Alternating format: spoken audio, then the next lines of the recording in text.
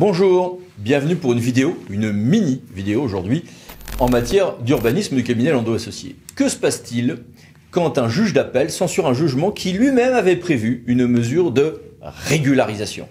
Bon, en urbanisme, on peut évidemment avoir le juge qui autorise des mesures de régularisation pour un permis de construire, de démolir, d'aménager, etc. C'est l'article L600-5 du Code de l'urbanisme.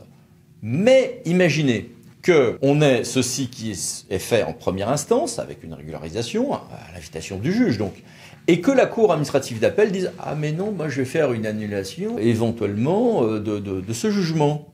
Que se passe-t-il? De manière logique et pragmatique, la CA de Marseille a réglé cette situation. Que nous dit-elle? Eh bien, si le juge d'appel prononce l'annulation, en raison de son irrégularité, d'un jugement de première instance, alors que celui-ci avait prévu une mesure de régularisation de l'article 600-5 du Code de l'urbanisme, alors le permis délivré, à la suite de cette annulation partielle, doit être regardé comme étant un permis de régularisation. Il résulte d'un jugement censuré, mais bon voilà, dès lors que le pétitionnaire a été incité à le déposer du fait de ce jugement.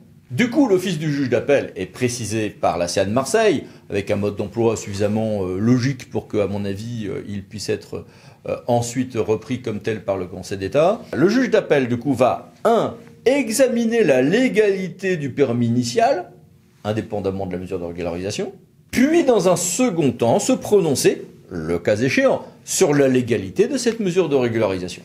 Voici, donc CA de Marseille, 7 juillet 2022, et puis je vous ai mis quelques autres références qui vont bien avec. Merci, à bientôt pour d'autres vidéos de cabinet Landau Associés. Pensez à vous abonner.